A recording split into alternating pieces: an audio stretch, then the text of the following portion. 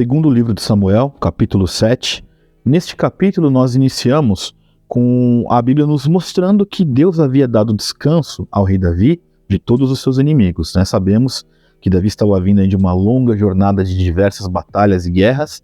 Aqui começamos com um Davi tranquilo. E Davi teve ali um desejo no seu coração a partir de um pensamento que ele teve, dizendo assim: olha, faz sentido eu morar na casa que eu moro com esse conforto e a arca de Deus permanecer numa tenda. Então ele tinha a intenção de construir um lugar, né, uma morada para esta tenda. E o profeta Natan disse a Davi o seguinte: que o rei faça o que estiver no seu coração, porque Deus está com você. Só que naquela mesma noite, Deus falou com Natan acerca desse desejo de Davi e pediu para que se levasse uma mensagem até Davi, o qual estabelecia uma aliança.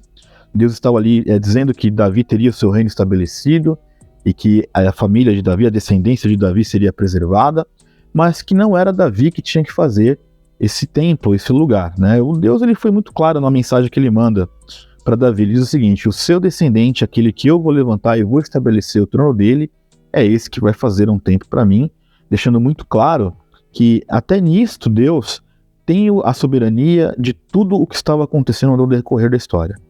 Então, esse momento, né, neste capítulo, nós temos muitas coisas a pensar, mas aquelas que são mais urgentes e que têm muito a ver com as nossas vidas, é justamente isso. A primeira é que Deus havia dado descanso dos inimigos. Era um descanso que, obviamente, ia passar por tribulações novamente, mas há fases nas nossas vidas que são muito semelhantes a esses contextos, né? Nós vivemos boa parte das nossas vidas em guerra, às vezes, nos nossos problemas, nossas dificuldades, mas por vezes, pela graça e pela misericórdia de Deus, sim, Ele nos dá alívio, nos dá descanso, nos dá períodos e períodos, né? Períodos de paz, às vezes acontecem períodos mais conturbados, mas fato é que Deus deu ali um descanso para Davi, e através desse descanso, esse momento em que Davi tem a intenção de fazer algo para Deus, por mais bem intencionado que ele estivesse, não era esse o propósito de Deus. E aí Deus ele fala através, né? Na verdade ele manda essa mensagem mediante ali ao profeta Natan. A Bíblia também fala que Natan falou exatamente tudo o que Deus tinha falado, né, para Davi, enfim. Mas ele deixa muito claro, né, que Deus tirou Davi daquela situação de qual ele vivia. Aos olhos humanos, pode ser que realmente, olhando para a situação de Davi, né, jamais ele pensaria em ser o rei de Israel, mas que Deus estava ali tornando Davi conhecido, estabelecendo o reino dele, enfim. São as grandes lições que nós entendemos e, muito claramente, o que me chama a atenção é que não me mostra, nesse contexto bíblico, que Davi ficou beiçudinho ou tristinho pelo fato de Deus dizer a ele: não, você não vai fazer isso. Por vezes, nós, bem intencionados, tentamos fazer muitas coisas, inclusive para Deus. Por vezes, Deus não quer que nós façamos algumas coisas para Ele. Talvez o que Ele queira de nós é uma missão até mais simples do que salvar a humanidade inteira, né? Eu estou dizendo isso porque eu conheço muita gente que tem essas intenções. Não, quero fazer missões em países que são de risco, quero arriscar a minha vida, quero fazer isso e aquilo. E por vezes o que Deus quer é que essa pessoa seja um missionário dentro da sua própria família, dentro da sua casa, enfim. E a boa intenção não significa que Deus está abençoando um projeto ou alguma coisa, né? A boa intenção ela é válida, eu não estou nem questionando o mérito da boa intenção. Só que claramente aqui em Davi, quando ele disse isso, ele, olha, o Senhor falou logo, entre o contexto da resposta, né? Que ele manda ali via Natan, né, para Davi. Aí meio que Deus fala assim: olha, você quer construir uma casa para eu morar? Por quê?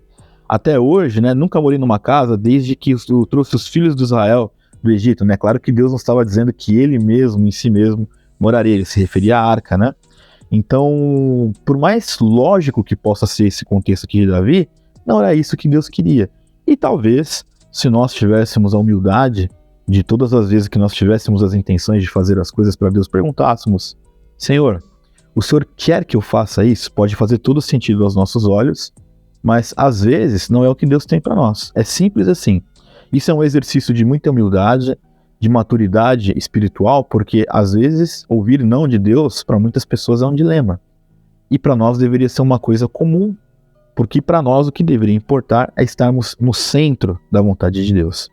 E aí quando nós olhamos aqui que Davi, ele reconhece que é Deus que manda, que é óbvio que é Deus que manda, ele ainda faz uma oração de graças a Deus, né? Assim, Senhor, então estou aqui fazendo uma ação de graças, agradeço por tudo que o Senhor fez por mim, por estabelecer a minha descendência, E deu, na verdade, a mensagem que Deus manda através de Natan, né?